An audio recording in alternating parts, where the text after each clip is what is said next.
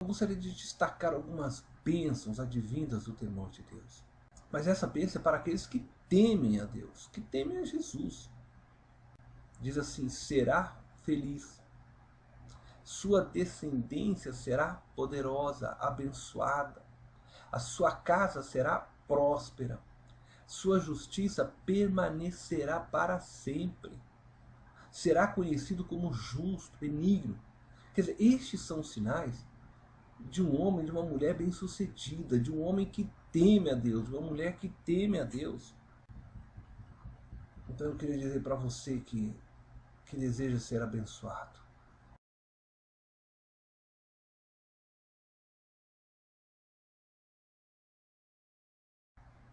esforça-te. Não existe bênção sem esforço.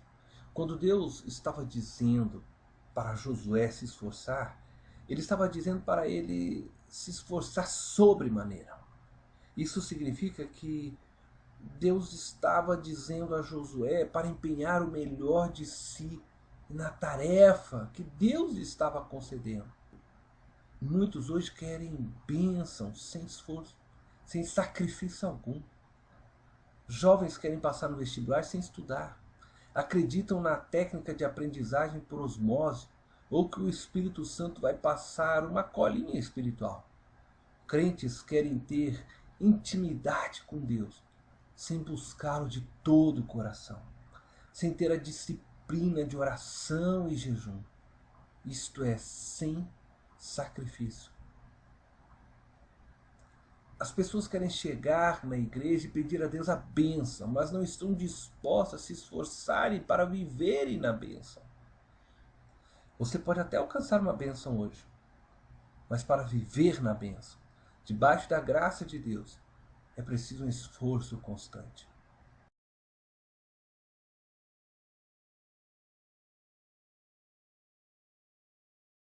É muito melhor viver na bênção do que apenas alcançar uma bênção e não ter intimidade com Deus. Alcançar a bênção é para a multidão. Viver junto à bênção e na bênção, esse é para os discípulos. Só vivem na bênção aqueles que renunciam a si próprios. Aqueles que são capazes de abrir mão de tudo que aprenderam na vida, conforme descreve Mateus capítulo 10, do verso 37 e 38, para reaprenderem com Cristo.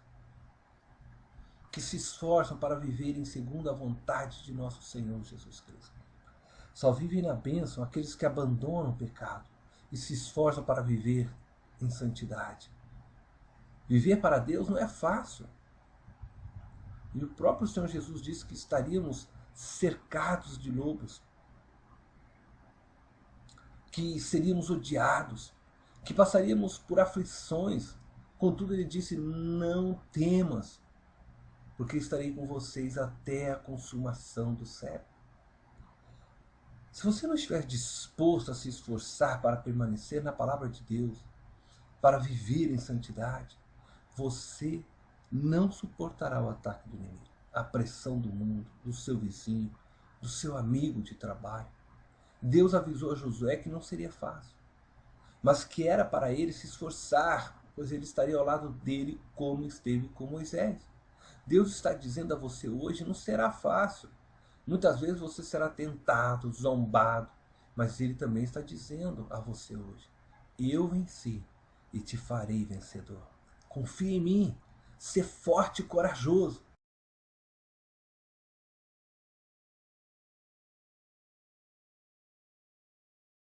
Faça o bem. Gálatas 6, 9 a 10. Este texto está falando da lei da semeadura. Muitas pessoas citam esta lei apenas para o momento da entrega dos dízimos e ofertas. Contudo, a lei da semeadura é levada em todas as dimensões da vida. Somos desafiados a fazer o bem a todos sem ver cara. Reciprocidade. Na medida que você fizer o bem, farão o bem para você. Pecado, poder fazer o bem e não fazê-lo. Isto é pecado.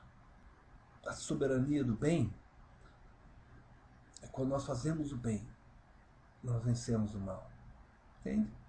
Se eu faço o bem, estou vencendo o mal. Dessa forma, Deus se faz soberano.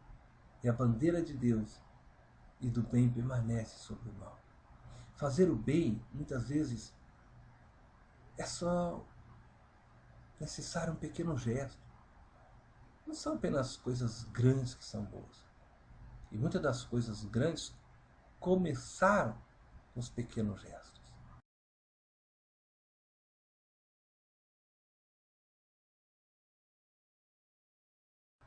Construa relacionamentos saudáveis.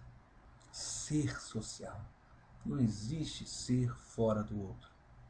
Construímos nossa identidade, nosso ser através das relações.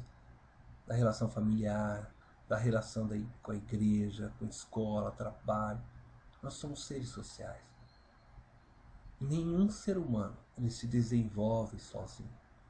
Sozinho, nós nos tornamos um monstro, mas não um ser humano. Que você leve em consideração esses conselhos e que você possa viver debaixo da bênção de Deus, sendo abençoado e abençoando.